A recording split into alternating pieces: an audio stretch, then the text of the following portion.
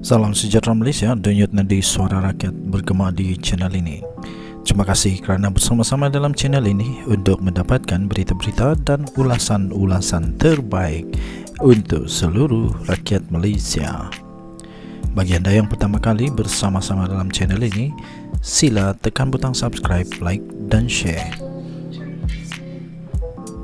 Malaysia kita punya, cintai Malaysiaku, kita jaga kita.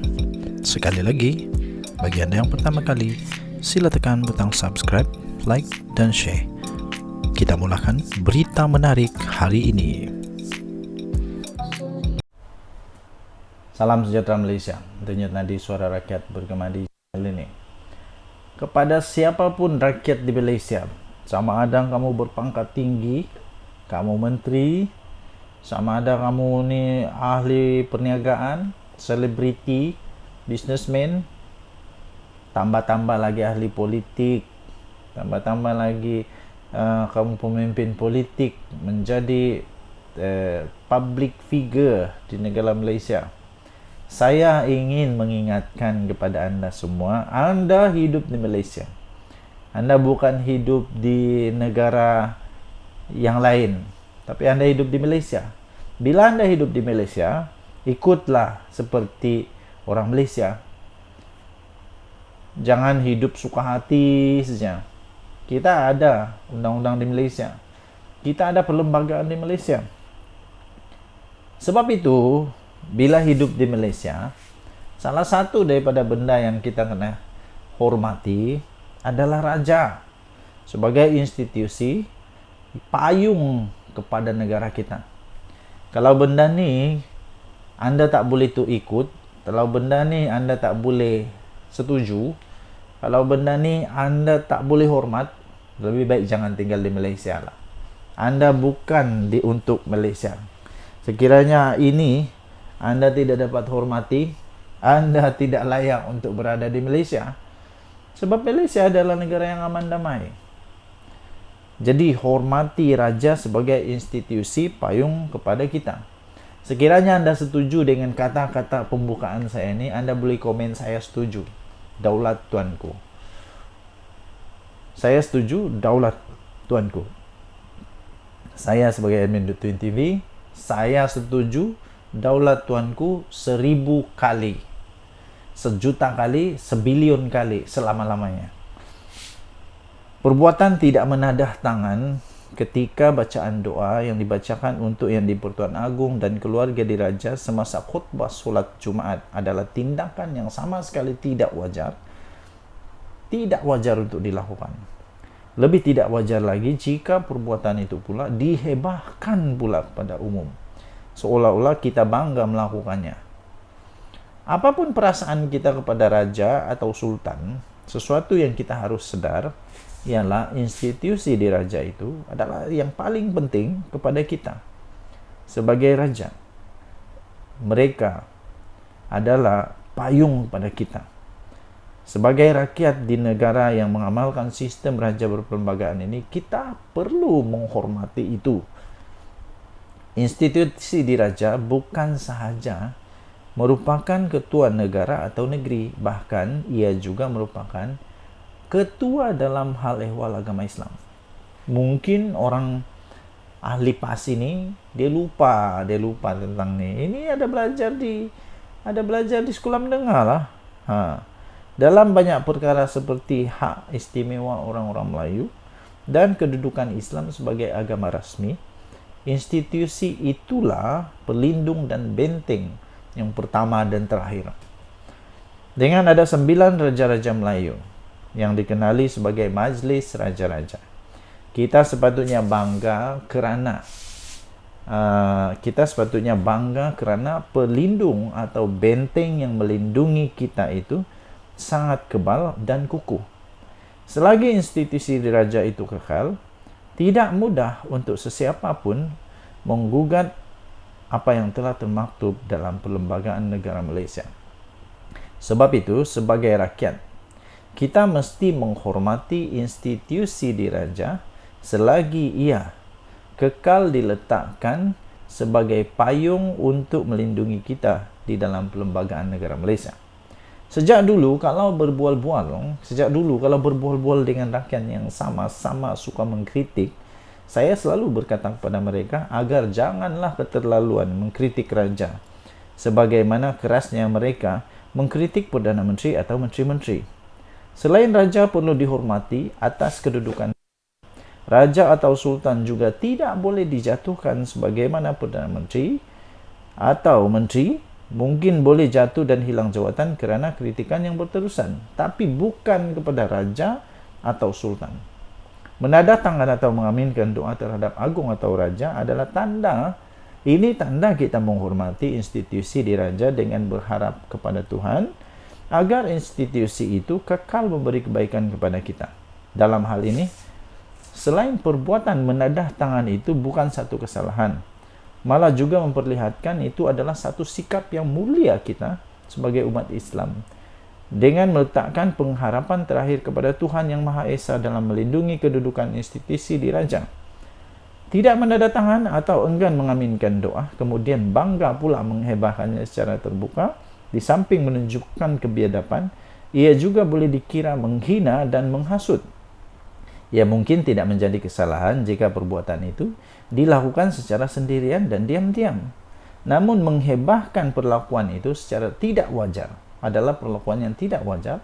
Itu jelas memperlihatkan wujudnya ciri-ciri penghasutan. Oleh kerana laporan polis sudah pun dibuat, terserahlah kepada pihak berkuasa melakukan tindakan seterusnya. Tetapi berikutan pelakunya sendiri sudah memohon maaf atas perbuatan ini, dengan sendirinya menunjukkan beliau sedar tentang kesilapan yang telah dilakukannya. Jika yakin tindakannya itu betul, kenapa beliau tidak terus mempertahankan saja perlakuannya itu? Maka disinilah pihak berkuasa sudah ada asas untuk bertindak sewajarnya terhadap pelaku tersebut, supaya di lain masa tiada lagi kebiadaban dan cubaan menghasut seperti ini dilakukan. Saya sudah membacakan daripada Sahbuddin Husin 15 hari bulan April 2024. Yang baru saya bacakan tadi itu daripada Sahbuddin Husin, tulisan daripada Sahbuddin Husin diterbitkan di sahbuddin.com.net, tariknya 15 April 2024. Hormati raja sebagai institusi payung kepada kita. Denyut nadi suara rakyat bergema di channel ini. Jangan lupa tekan butang subscribe, like dan share. Malaysia kita punya, cinta Malaysia aku, kita jaga kita. Bye-bye. Salam sejahtera Malaysia, denyut nadi suara rakyat bergema di channel ini. Hampa kenal tak dengan manusia-manusia ni? Kamu kenalkah dengan manusia-manusia ini? Ini baru sebentar tadi kita terima berita daripada Harapan Daily yang amat mengejutkan. Apa tidak mengejutkan? 3 muka ini yang ditulis di dalam Harapan Daily ini, 3 muka ini diberikan julukan ikon. Why ikon? Sekali lagi ikon. Ini rasanya seluruh Malaysia kenal. Yang ini pun mungkin Malaysia kenal. Yang ini pun Malaysia kenal juga. Yang ini memang famous lah. Pernah datang Sabah, pernah hampir kena tonyo di Sabah. Memang sangat terkenal lah. Jadi dari Harapan Daily, tajuk dia yang memang lucu tapi benar. 3 ikon pemfitnah. Huyo, tahniahlah jadi ikon pemfitnah. 3 ikon pemfitnah kena panggil SKMM. Ini tajuk daripada Harapan Daily ya. Saya pun kurang pasti kenapa Harapan Daily beri tajuk ini, tapi memang padulah tajuk dia. 3 ikon pemfitnah kena panggil SKMM. Sebelum itu saya mau tanya kamu boleh komen, Anda boleh komen, tuan-tuan dan puan-puan, saudara-saudari, pakcik-makcik, semua bolehlah komen. Anda setuju tak kalau memang 3 manusia ini menjadi ikon pemfitnah? Kamu setuju tak dengan tajuk ini? 3 ikon ini digelar ikon pemfitnah. 3 ikon pemfitnah kena panggil SKMM. Baru tahu 16 April hari ini. 3 individu yang umum dikenali, famous, selebriti, yang banyak menabur fitnah, akhirnya dipanggil oleh Suruhanjaya Komunikasi dan Multimedia Malaysia SKMM untuk rakaman percakapan pada besok 17 hari bulan. Mereka yang terbabit, saya rasa kamu semua dah tahulah. Nombor 1 ialah Badrul Hisham Syaharin, dikenali sebagai Cikgu Bard. Cikgu Bard, nama dia memang padu, Cikgu Bard. Kemudian Muhammad Salim Iskandar, dan ini paling famous seluruh dunia, seluruh Malaysia famous. Kerana apa? Dulu dia kalah fitnah, terpaksa minta sedekah. Minta sedekah. Dan Wan Muhammad Azri Wan Deris. Siapa lagi kalau bukan Papa Gomo? Papa Gomo lah. Menerusi kenyataan hari ini, SKMM memaklumkan rakaman percakapan untuk Cikgu Brad dan Salim Iskandar akan dijalankan di Ibu Pejabat MCMC di Cyberjaya. Sebelum itu, saya nak tanya juga, sila tinggalkan komen. Di antara 3 manusia ini, siapa yang selalu kantoi dalam membuat fitnah? Di antara Cikgu Brad, atau Salim Iskandar, atau Papa Gomo? Antara 3 ini, siapa yang selalu kantoi? Nah, siapa yang selalu kantoi membuat fitnah? Sementara itu Papa Gomo pula akan disiasat, dipanggil di Balai Polis Setapak. Kata kenyataan itu, kenyataan daripada SKMM itu, rakaman percakapan ini susulan daripada aduan berkenaan kandungan yang telah dimuat naik menerusi laman media sosial mereka yang disyaki telah melanggar peruntukan di bawah Akta Komunikasi dan Multimedia 1998, katanya. Tambahnya lagi, jelas SKMM lagi, kes itu disiasat mengikut Seksyen 233 Akta Komunikasi dan Multimedia 1998 yang memperuntukkan hukuman denda maksimum RM50.000 atau penjara sehingga 1 tahun atau kedua-duanya sekali jika sabit kesalahan.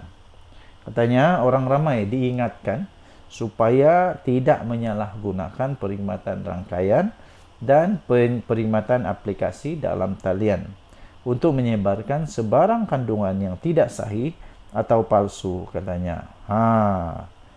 Jadi kalau tidak pasti jangan share. Pertama, kalau sudahlah tidak pasti dicipta-cipta lagi fitnah, memang padulah. Memang kejap lagi kena panggil lah SKMM, memang patutlah, padanlah.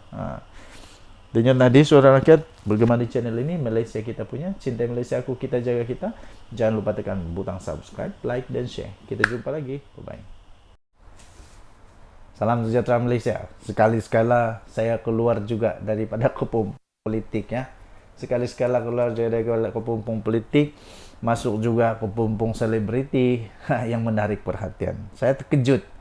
Tiba-tiba saya baca Alif Sukri kena saman 70 juta ringgit. Kalau ini pun Alif Sukri boleh bayar dengan mudah, saya pun terus tanyalah diri sendiri, berapa sebenarnya duit Alif Sukri? Berapa kaya orang ni? Kalau 70 juta dia boleh bayar senang, ya memang kaya gila dia ni. Alif Sukri kena saman 70 juta ringgit Malaysia. RM 70 juta. Itu jumlah tuntutan saman daripada Tan Sri Abdul Kadir Sheikh Fadzir terhadap ahli perniagaan Datuk Seri Alif Sukri Kamaruzaman atas dakwaan memfitnah bekas Menteri Kebudayaan, Kesenian dan Pelancongan itu memfailkan saman selaku plaintiff terhadap Alif Sukri 37 tahun sebagai defendant pada 6 September 2023. Abdul Kadir 84 tahun berkata, usahawan berkenaan telah mengeluarkan kenyataan fitnah di Instagram dan Facebook pada 2 Julai 2023. Beliau mendakwa kenyataan itu membawa maksud antaranya plaintiff berhutang dengan defendant jutaan ringgit. Gambar plaintiff juga diletakkan pada kenyataan yang mengundang komen negatif daripada pembaca. Selain tuntutan sebanyak 70 juta ringgit Malaysia itu, Abdul Kadir juga turut meminta ganti rugi yang dinilai mahkamah dan perintah supaya defendant memberi aku janji secara bertulis. Aku janji secara bertulis tidak akan menyiarkan lagi sebarang fitnah terhadap plaintiff. Defendant juga dituntut untuk melakukan permohonan maaf secara tanpa syarat. Disiarkan di akaun media sosial usahawan terbabit selama 7 hari. Wow. Alif Sukri menerusi pernyataan pembelaan pula mendakwa membuat bayaran pelaburan sebanyak 30 juta ringgit Malaysia bagi mematuhi perjanjian usaha sama. Usaha sama yang bertarikh pada 26 November 2018 yang membabitkan plaintiff, defendant serta 2 lagi syarikat. Pihak-pihak dalam perjanjian usaha sama itu gagal membuat pembayaran yang dilaburkan saya dan segala pelanggaran janji sedemikian, termasuk aku janji diberikan kepada saya, adalah dalam pengetahuan plaintiff sendiri, kata Alif. Wow, ini memang kes besar nih. Kalau Alif Sukri kena saman 70 juta dan kalah, wow, ini bukan sikit nih. Tambah lagi dengan bayaran-bayaran yang lain yang diminta oleh Tan Sri Abdul Kadir Sheikh Fazir ni, boleh mungkin mencecah sampai 75 juta gitulah. Tapi kalau ini boleh dibayar dengan mudah oleh Alif Sukri, memang kaya gila lah Alif Sukri kalau macam begini. Hui, ini memang luar biasa. Dan kalau menang pula Tan Sri Abdul Kadir Sheikh Fazir, kalau menang dapat 70 juta. Hui, duit angin. Apa-apa pun, beginilah kehidupan selebriti. Beginilah kehidupan mungkin orang-orang kaya. Senang, kena saman, disaman. Tapi apapun pada pendapat saya, elakkanlah benda-benda yang tak baik. Tambah lagi kalau fitnah dan sebagainya. Apapun kita tunggulah. Kita tunggu keputusan daripada mahkamah, apa yang terjadi seterusnya. Denyut Nadi Suara Rakyat bergema di channel ini. Jangan lupa tekan butang subscribe, like dan share. Bye-bye.